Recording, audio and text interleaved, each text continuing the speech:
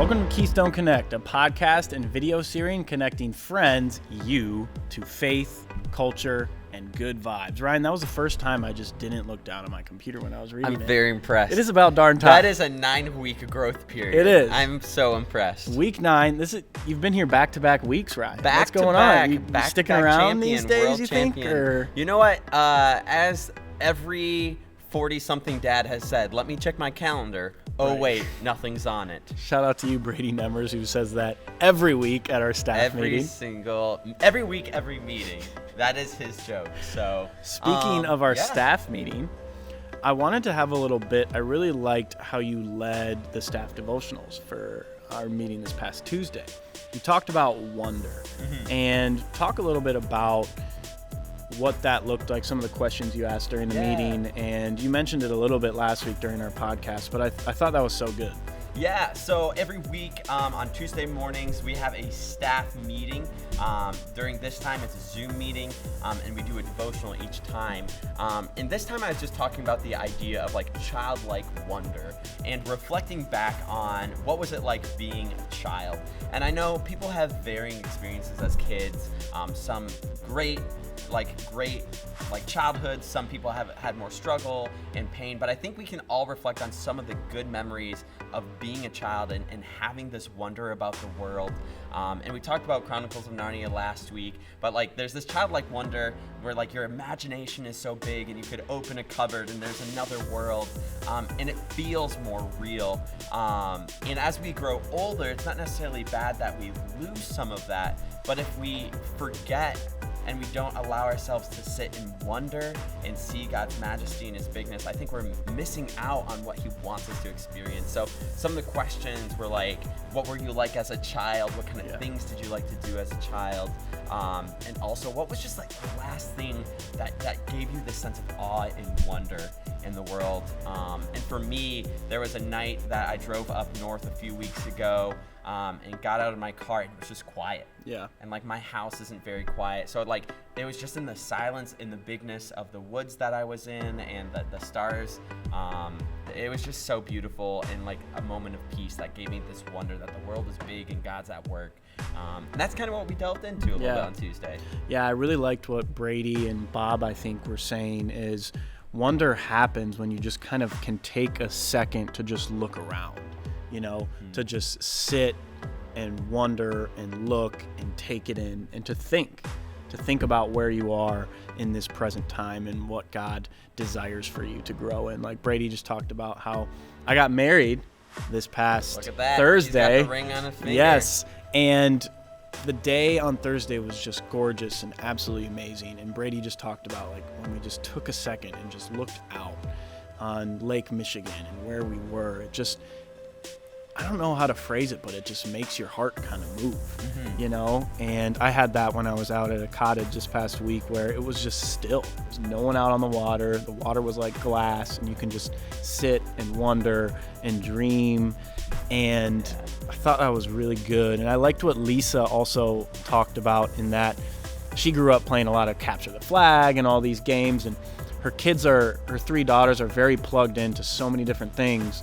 But now that they can't play their club sports, they can't do their school activities, they've had to kind of do these similar games that Lisa grew up doing of Capture the Flag, and it's all ages playing with each other, and this just dynamic that sometimes I feel like we kind of lose in the suburbs of like playing games that you make up, rather than getting involved in, because school activities and club sports are great. I'm a big advocate for that, but there is this sense that when you can just go out to the woods and make your own fun and create and wonder, that is a cool part of this time and a beneficial part for both adults as well as children to have that sense of wonder. And now with that, it's nice we can get outside and experience some of that. Yeah, and it's cool because I think we can put ourselves in a place where we can experience wonder, but you can't force wonder, and it's such an interesting dynamic, and I loved what you're talking about because there's so many different pieces. There's just the being still and the having the almost like the mindset to have self-reflection, but also a humility too, to like releasing your story and releasing your stress and releasing how important you are to see the vastness of the world, whether it be nature or other people or what's going on. So yeah, and I think I absolutely love. It's been rattling with me all this week. It's just like having a mindset and a humility to experience what God's doing. But you almost snuck away. You got married this week. I got married. You got married this week, and you're still back here. We back doing this podcast because you love your church and you love. Can you give us a little bit of a glimpse? How was your wedding? It was amazing, honestly. So here's kind of an inside scoop. Tara was praying for a date that we would get married because we ended up bumping it up since we were going to have a wedding of like 250 plus here at Keystone, May 24, the Sunday before Memorial Day. And since we found out that we're not going to be able to do that, we're like, okay, well, what date do we do? Because it's going to be very small, very intimate. And she goes, I was praying into it, and I got May 2nd and May 7th. And May 7th was a Thursday, and I was like, are you sure you don't want to do like Friday or Saturday? 8th or the 9th. It's kind of weird that it's on a Thursday.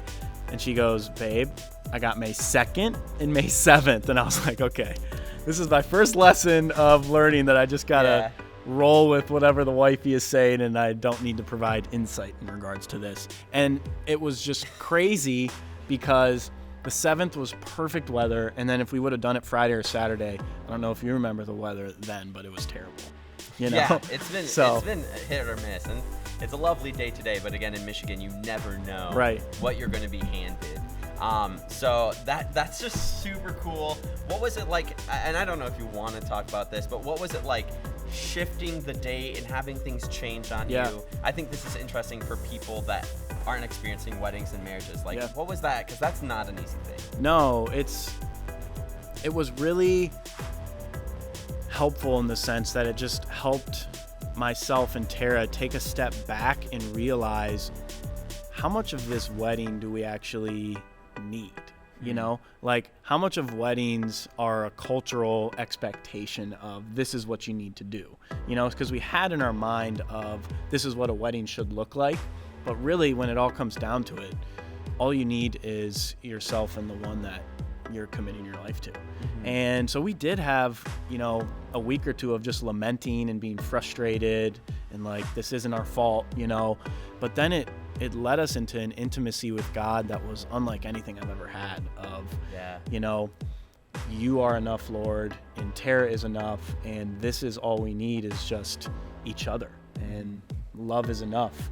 And it ended up just being, I was talking to Tara about this, just a fairy tale wedding. I think it's awesome though too, because I think there's, for you guys, because you are the bride and the groom, laying down those cultural expectations. And I know there's other people that have to lay down their expectations of what they have for you. Because there's other people that have dreams for you, and what their part in it looks like. But when you put those expectations down, when you again release a level of pride, and you see what God's trying to do, and He just magnifies the beauty of the wedding and the merger between you and your wife, like that's incredible in and of itself.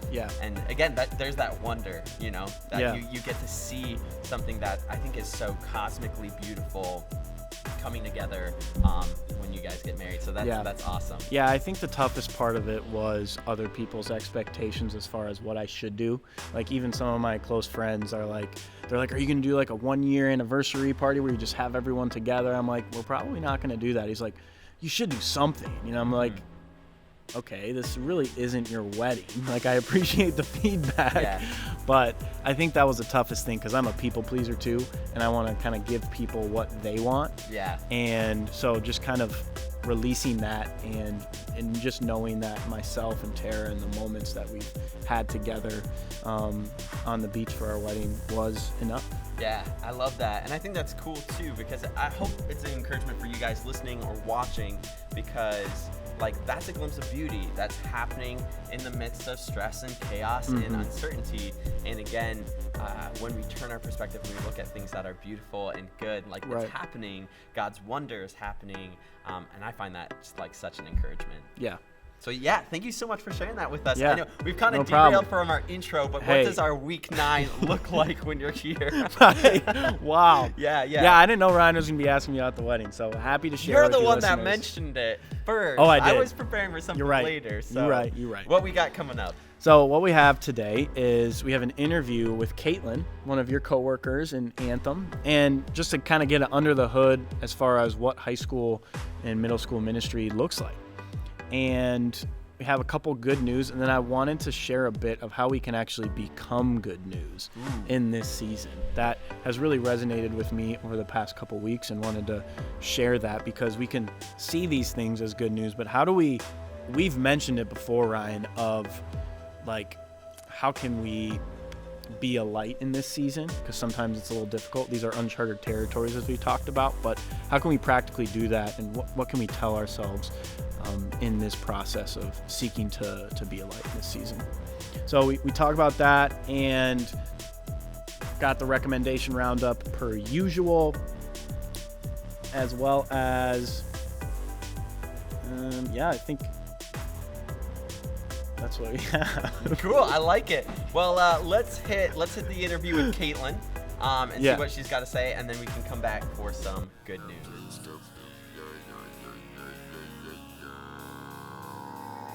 Welcome to our interview with Caitlyn Jachim, our student director at Keystone. Super glad to sit down with you. We're hoping to for the Keystone Connect podcast, get a look under the hood at Anthem. You've been here since the start of it. So I was wondering, Caitlyn, we work together all the time, but for the people who don't know, could you kind of describe your job and how you got involved at Keystone? Yeah, so I am now in my 8th year, which I can't believe it's been 8 years. And I actually found out about Keystone through someone that used to work here. He was an adjunct professor of mine at Kuiper in my last semester, and there was just transition happening at Keystone, and he said, hey, they're in search for a youth director, and you're graduating. What do you think? You want to apply? And I'm like, heck yeah, I need a job. Yeah. So I ended up applying and did an interview, and here I am 8 years later. Well, that works out pretty good. And you started up the Anthem program, like as it is known as Anthem. Can you tell us a little bit about what it was like to actually jump into the youth ministry at Keystone and to create the program as we know it? Yeah, so it was very interesting. So when I came in, Mark Van Dellen was transitioning to the East Side campus, and so he was kind of doing students and East Side, and that was just a huge job. And so they said, hey, we need someone to handle students, so they hired me in. And when I got here, there was a very small program, and it was more or less like on Sunday mornings during one of the services up in the Anthem loft that we used to have. And it was more or less like a Sunday school for teenagers that I would run, but there would only be like 2 or 3 kids every time, so we're like, okay, this isn't working, we need to figure something else out. Brady came in August of that year. I had come in March, and he just said, hey, let's make a game plan, let's get things put together, let's set a program up. And then we also at that time hired John Burley to come alongside me to help create this program. And actually, scratch that, I had a year by myself. That it wasn't actually Anthem yet, but we had a year of figuring out high school night, middle school night. So we did a year of that. Then John Burley came on, and we created this Anthem program together, trying to figure out what structure would look like and teachings and all that stuff. And so the Anthem brand was created that year. And then just from that year on, I mean, you were hired in, I think, a year after. 2015-16, yeah. Yeah, so a year after Anthem was created, you were hired on, and as you know, they don't know, but just figuring out what works, what doesn't. Let's keep building on this program, and here we are now 6 years later. Yeah. With the Anthem program. And it's so cool. I've been part of the program 4 years, almost 5 now. And I think it's really cool. For those who don't know our program, I think some of the greatest highlights of it that I think attributes to the work that you've put in is how great the volunteer leader community is. I mean, it's something that we say, as many nights as we can to our leaders, you and I have the opportunity of being staff, but truly it's all of our volunteers including us and those volunteers that make up the youth pastor that love on kids. And I think that's like such a cool model that you guys always had as part of Anthem, and has just continued to grow, and seeing those leaders love on students, I think is incredible. Yeah, we, even from the very beginning, I was like, there's no way I can do this by myself. You know, even if it's a night with 15 students, I can't care for all of those 15 students by myself. And so asking these volunteer leaders to come in every week to help make meals. We used to make meals together on Sunday nights. But then, you know, to help lead small group and go on surf trips, and like, we can't do it by ourselves, and so we need these volunteer leaders to help do that. And now with the program as big as it is, with potentially 60 students on a night, you and I can't take those kids all by ourselves. Yeah. And so we need other adult volunteers to help us do that. And So with all the stuff that you've been involved with at Keystone, and all the stuff you've been involved at Anthem, do you have any like highlights, or do you have like a top memory that comes to mind that we could just like experience together with our audience? So, yes, one that really, so I love hanging out with students, and I love the memories that I create with students.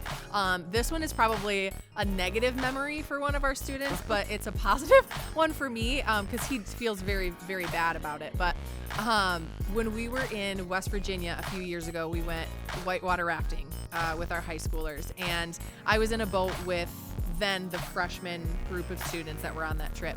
And I had never gone before, so I was a little nervous to go whitewater rafting. And then I'm like, crap, I'm nervous. And then I'm also in charge of these 8 or 9 teenagers that are in my boat. So if something happens to them, I gotta suck up being scared, and I gotta take care of them. And so we're like, our instructor is telling us at the beginning, like, certain things, like make sure you stay away from rocks if you fall out of the boat, and like giving us some tips or whatever. And so I'm like, all right, feeling more confident as we're going along, like as we're, you know, we can get out of the boat and swim every now and then, so we're doing fine. So we get up to this one rapid, and there's this thing called surfing when you whitewater raft, which I did not know, but it's basically you go down the raft, then you turn the raft around, and you basically go back up the rapid and like surf on it for a little bit. And like, it can be a really fun experience, but I immediately felt sheer horror, because I was so scared. I was like, I just had the feeling, I was like, this is not gonna go well. Like, my intuition was like, yeah, this is not gonna go well. And because again, we had freshmen in our boat, and I was just nervous. And I'm sitting, I think, in the very front of the boat, or the second row, and we turn the boat around, we start going up this rapid, start surfing, but they say you don't make sure the boat doesn't turn, because if you turn it and you are parallel with the rapid, you're going under. And I just saw and felt the boat turning, and I was like, this is not good. And all of a sudden, I remember getting hit. My legs are flying over my head, and I am flipping out of the side of the boat. And of course, I'm instantly scared and terrified that I'm gonna die. And then all of a sudden I hit a rock, and I was like, oh my gosh, this is exactly what the guy said not to do, was to hit a rock. So I like popped out of the water, pushed back from the rock, and swam to the raft. They pulled me in, I got in, whatever. I was talking about my experience. I'm like, oh my gosh, that was scary and whatever. And another girl had fallen out with me, and we got her in, and she was fine. So then they're like, do you want to do the surfing again? I was like, no, not at all. So we turned around, kept going. We're talking about the experience or whatever. And one of the students, Alex Gabbert, who is a bigger guy, he was sitting next to me, and we're talking about the experience. And he's like, Caitlyn, I have a confession to make. And I was like, yeah, what's up? And he was like, I pushed you out of the boat. And I was like, what? So he told the story of how what you're not supposed to do is stand up in the boat, like at all, because it, you know, gets things off balance, and it gets you off balance. And he was kind of freaking out with the rapid. He stood up, got off balance, and hit me, and I flipped over the side of the boat. Oh my gosh. So he's feeling terrible about this, and I was like, dude, it's fine. Like, it's a story I'll get to tell later. It was an experience, you know, it's fine. But if you were to ask him about this, he would still feel absolutely horrible that he did that. But again, it wasn't his fault, and it was an experience and a story I get to tell later. But one of the more fun of my experiences. Yeah, I love that is the story that comes to mind for this question as like a favorite memory from Anthem. And having worked with the students for 8 years and having all these different experiences, because that's, I'm assuming, one of many, because I know many that I could recite. What makes you like excited to work with youth? You've done it for 8 years. What keeps you going? Why student ministry? Student ministry, teenagers are great. They are so much fun. They have energy. They still want to hang out with you for the most part. And we don't have like the parent role. So I know like parents and teenagers, sometimes it's a tough situation or a tough relationship. But like for us, like they're excited to come and see us. They're excited to hang out with us. And so just being with students, getting to hear their dreams and their vision for life and their goals, and helping them, try and navigate what life looks like and how to achieve their goals, while also teaching them and holding them accountable as well. So just spending time with students, creating relationships with them, ones that will hopefully last a lifetime and not just the time that they're in Anthem. Mm-hmm. And I love that too, because I still fully believe middle school and high school years are the most formative years in planting that seed of who they're going to become and what they want to pursue as they move forward. And hopefully that seed can be one of faith and of purpose and of identity in Christ. Because when students can start to grasp that in middle school and high school and start to understand, man, if I pursue Jesus, I'll always have this purpose. Whatever waves come, whatever comes, whether it's college or life or adulthood, they'll have those memories and those foundations that were built in youth ministry with your help, with my help, and the help of the other leaders. And I absolutely, I agree with you wholeheartedly in that. So you've been doing this for those 8 years, and you have the passion for it. How then do you take that passion and implement it in an impactful way for you? So how have you, what kind of strategies have we done at Anthem, have you put in place at Anthem that help those students really grasp that purpose and identity in Christ? Yeah. So I would say one of the harder parts of my job is I don't get to be a small group leader. And small group leaders are absolutely phenomenal. Our adult leaders do that. Our adult volunteers do that, where they just get to sit every week with a group of students, the same group every week, and just talk life, talk faith. And so I love that. I love being able to be a part of a small group, but because there are so many students, I can't just leave one group. And so I get to go around to each group or to a different group each week to be able to listen. And that fuels me. I love to hear what they're learning, how faith is impacting them, the struggles that they're dealing with, and how they're seeking God to help them go through that struggle or that trial, and kind of help them navigate through that. So many conversations with students is what I thrive on. And again, if I get too much office time and not enough student interaction, I feel the heaviness of it, of not getting to hang out with students. And again, these last 8-9 weeks have been crazy because it's been so much office time or just working from my computer and not physical seeing students face-to-face time, which has been very heavy for that too. Yeah, and I love, again, hitting on that volunteer leader part, because I think that makes this church, not just Keystone, but the church, the body of Christ, feel what it is because it's people that go to Keystone, people that love Jesus, wanting to share that with students and give their time and volunteer that. I agree with you, that is always the key, and I'm just so proud of those leaders. And if you're watching and one of your leaders, we love you guys so much. You guys rock. And you mentioned this, segueing into these crazy times where we don't have that face-to-face contact, and we've had to try different strategies. What is Anthem's approach as we enter into the summer and as we still enter into this unknown period of reaching our students? Because I know for you and I, we've talked about how it's that struggle of not seeing them and being with them and having that one-on-one conversation. What is Anthem going to do to impact students this summer? Yeah, so a lot of that is still so much up in the air because it, again, just depends on how long the stay-at-home order will be. But if it continues to be longer than what we hope, it'll be, so much more of could be FaceTime calls with them or Zoom, get-togethers, just to even like play games on Zoom together. It could be even kind of like let's grab a couple of people if they're able, to get out of the house and like meet at the at Keystone's parking lot, cars, 6 feet apart, and just talk and hang out for a little bit. But if that stay-at-home order, goes away, we'll be able to, do more things together in smaller groups and kind of hang out. Obviously, like our bigger events will probably not be able to happen. Unfortunately, we had to cancel our 3 surf trips, which is so heartbreaking, but again, just had to happen. So our other big events like potentially Michigan Adventure, Cedar Point may have to get canceled, but it'll be a lot of the smaller events, hanging out together, maybe doing a cookout, a small group cookout out on the back patio at Keystone, or like a small group like kickball night or something like that. So just to get us together to hang out, but just in smaller groups. Yeah, totally get that. So one last question before you go. Thank you so much for being here for the interview. The last question I want to ask you is why do you pursue Jesus?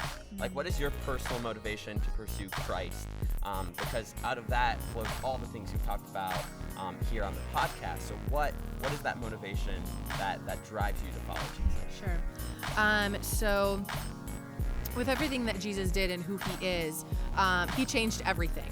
And so that is, he has changed my life. He has changed, everyone that believes in him. He's changed their lives. And I so much want students to be able to experience that. I want everybody to be able to experience that. And so much of my motivation is what he's done for me, the constant peace that he gives me and the strength that he gives me and how he allows me to grow, the challenges that are put in my way that he uses to grow me in the ways that he has, is my motivation to help others experience the same thing and have their life be changed the way that he's changed mine.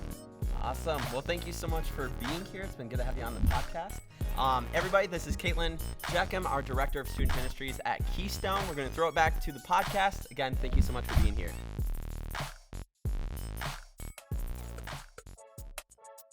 Yeah, I've really enjoyed getting to know some of these staff more. These are things that I haven't even known. That Caitlyn's been here for 8 years. That she started up the Anthem program, really. So I've really appreciated those under the hood kind of times. Yeah, and it's been cool I like doing the interview of that too. I used to do a radio show in college for a lot of years, so it's cool just to ask people questions. And I've been reading this book that's been talking about the courage of listening versus the courage of speaking out, which is both are important, but I think in this world, just having a listening ear to really understand somebody and where they're coming from. And I think it's cool for people to get to know Caitlyn more, because I think she's impacted lives not only in our church, but of students who have gone to do incredible things. So it's really cool to hear from her. And I'm really excited to hear some stuff for today. That is our good news. So what news stories do we have this fine day? So we have 2 today. One is that if you know someone that has an RV, you can reach out to them because it's a way for them to serve during this time.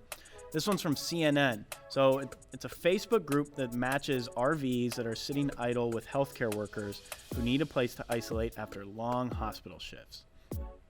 For Mark Quayle, an emergency room physician in Burlington, North Carolina, coming home after a long day at the hospital was as stressful as work itself. With 2 young boys, a wife, and elderly mother-in-law at home, he knew that if he wasn't cautious, he could spread the novel coronavirus to his own family. So just as he had arrived home from work, he would strip off his scrubs on the front porch, walk the specific route to his bathroom that was cordoned off by a tarp, and wash all the germs off in the shower. But today, Quayle's mind is more at peace because he's able to isolate himself in a 31-foot travel trailer. And it's all thanks to a Facebook group called RVs for MDs. So it's RVs space and then the number 4 MDs. Pretty creative name there. Wow, look at that. Which matches healthcare workers to local RV owners. Before the RV, I was a nervous wreck. Every time my husband walked in the door or put his hand on something, I thought we were going to get COVID-19, including my baby, someone said. But now that he's in that RV, I'm back to my life, focused on my full-time job and my kids, and it's completely changed our situation. So there are more volunteers that are needed. Every hour there are new posts on the Facebook page from spouses and family members looking to be matched with an RV. Looking for an RV in Grapevine, Texas, one post says. Wife is camping out on the apartment patio. But with each new request, there's an equal amount of posts from RV owners saying that they want to help. I've never seen anything like this in my entire life, Phillips said. The amount of people that are stepping up to help with a project where they aren't even getting a dime in return is unbelievable. So a cool bit of good news and also a way to get involved. I don't know what the Grand Rapids chapter of RVs for, what's it called? RVs for MDs looks like. But if you know of anyone, definitely worth checking out in a cool and creative way to help those who are really on the front lines. Mm-hmm. Yeah, that's a really cool story. I think it's a unique way to serve. And I think just the fear of the invisible enemy is something that gives people a lot of stress. So this, removing this tension from people who are serving on the front lines, that's really cool. I love that. No doubt. So the next one's from Good Newsletter. Banksy drops off superhero nurse artwork at hospital in the UK with a thank you note. So if you don't know who Banksy is, he's an anonymous England-based street artist, vandal, political activist, and film director, active since the 1990s. His satirical street art and subversive epigrams combine dark humor with graffiti executed in a distinctive stenciling technique. His works of political and social commentary have been featured on streets, walls, and bridges of cities throughout the world. He no longer sells photographs or reproductions of his street graffiti, but his public installations are regularly resold, often even by removing the wall they were painted on. Yeah, it's crazy. I taught on Banksy, or he was incorporated in one of my messages a few weeks back before Easter, and he's incredible. I think he has some really, really incredible artwork and really great commentary that is so needed.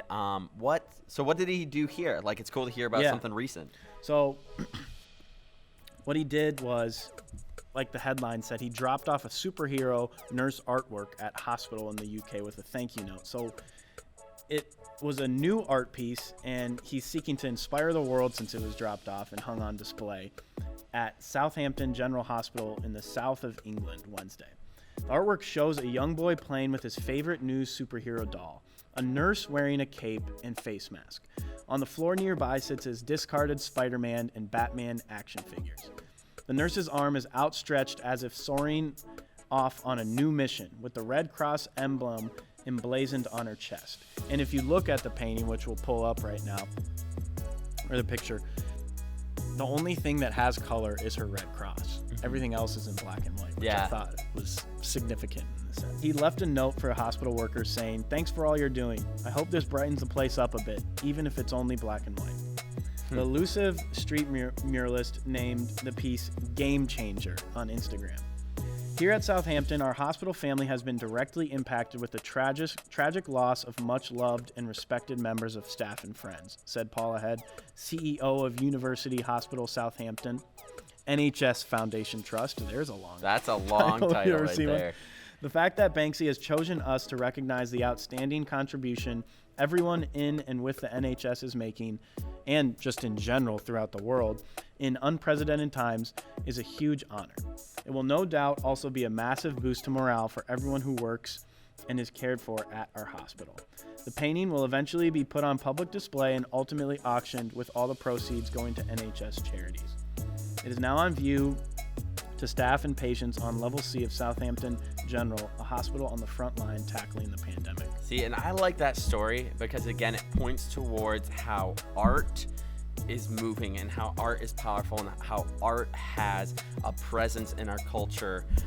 Because I think, again, we hear so much about the arts being cut in schools and across the, but again, here's a moment in our current cultural and world circumstances and pain where somebody comes through and just encourages people that are serving. I love this. I think it really points towards somebody making a difference, somebody being light in this situation. Yeah, we've mentioned Good News, and we always have talked about it, but I wanted to take a moment as far as how we can become Good News. Ryan, we've mentioned that, how can we be a light in these challenging times? And I wanted to just share a couple things that have helped me over the past couple weeks, a couple thoughts that just resonated and hopefully can bless you if you're listening. I heard a teaching on the prodigal son story in reference to the older brother, and how in so many ways I think with the concept of like the American dream and really trying to work your way and earn your keep, we can incorporate that to our relationship with God. And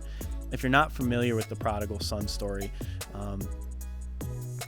it's throughout all the Gospels, but to put it very shortly, one son goes out, spends all of his dad's inheritance, and eventually wants to come back, and his dad throws him a huge party and shows how much he loves that his son has decided to return home.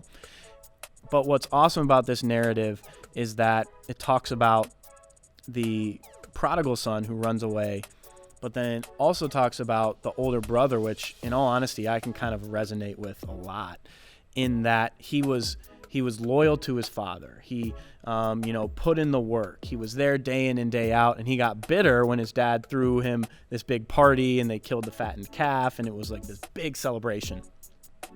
And I love the moment when the dad affirms the older brother and says, "All I have is yours." Mm-hmm.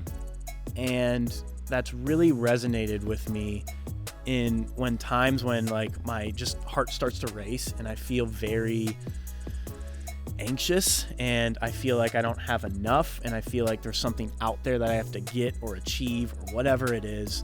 And I just had a moment this past week when I was out at a cottage in Newaygo. I was just looking at the waves and I just feel like I heard this whisper from God just being like, "All I have is yours." And how it just made me think of, if you love someone and say you're having like a really good meal, like if you have something that's so good, you want to share that with the person that you love and that you want them to experience that. And I feel like it's the same thing with God, that we have to be open to what he's revealing to us right now in this moment. And if we don't, that's when we're really missing out. Mm-hmm. And if we feel like we're going through a season of difficulty, this "all I have is yours" concept is, if not in this life, in the life to come, that God desires us to just lean into, that he wants to share everything with us and wants to be in relationship with us, and desires for us to know that in this moment, everything that God wants us to have is there right now. And that we don't have to earn it in any way. We don't have to, like a lot of times with good news, it's like, oh, all this stuff is happening around us, and we think like, oh, maybe I'm missing it. Like maybe I'm not becoming good news. But I think the most important part in some of these things is to not compare yourself or think I need to do these things in order to become good news, but to know that we're just called to be present and that God wants us to be fully here right now, wherever we are. I love that. And I think that leads us towards the end of our podcast episode with our recommendation roundup. So I know you have two things that relate to what we talked about in this episode, a song and a documentary. Yeah. And then I've got a book, and we can send the people off this week. Yep. We can get the people going. Oh, also a recommendation. You should come to camping at Tyler Creek June 19th to 21st. So we were going to go to Hoffmaster, but since it's a state park day, we just missed the cutoff. They're like, all right, we're going to open it up on like the 22nd or 23rd. So we just missed it. So we're pursuing a private campground, and we think hopefully it'll be good with social distancing protocol and laws, and we think it'll be just fine. And it'll be something that, we consider in doing some of our activities and programming there. But in this time more than ever, it's so important to get outside and hopefully engage in some communities. So a recommended documentary is this documentary I just watched last night. It's called Exit Through the Gift Shop. So it's in reference to that Banksy artist we were just talking about. So it's someone following around Banksy, and it's like the evolution of street art and how it's developed over the years. And it takes a little twist that you don't anticipate. And by the ending, you're like, did that just happen? What was that? And it has interviews with Banksy and just talks about art in general and how we're called to be, it's called to be accessible and looking at art as more of a something that everyone can engage with versus like a product that people can just buy. And I really enjoyed it. It is rated R, but strictly just for language. Some of the street artists just cuss. So. Yeah. And you can find that. You got the note here. You can find it on Prime Video for $3.99. Yeah. Not to be confused with $4 because you're saving that cent. My recommendation for the week, I've got a book here. This is one of my favorite Christian books to recommend. Love Does. Ooh, yes. This is written by Bob Goff. If you're looking for just some joy, if you're looking for just simplistic ways to follow Christ, I recommend Bob Goff's Love Does. Incredible guy, incredible book. It's a fun, easy read, and it's really inspiring. So check this out. You can get it from bookstores across the board. I just discovered this new website called thriftbooks.com, which is a used book website, and it's got some incredible things. So thriftbooks.com, check out Love Does. And you had a song for us too? Yeah, it's one of my favorite worship songs. I put it in our staff group chat after Ryan was talking about this thought of wonder. It's by Bethel Music, and it's a live production of it.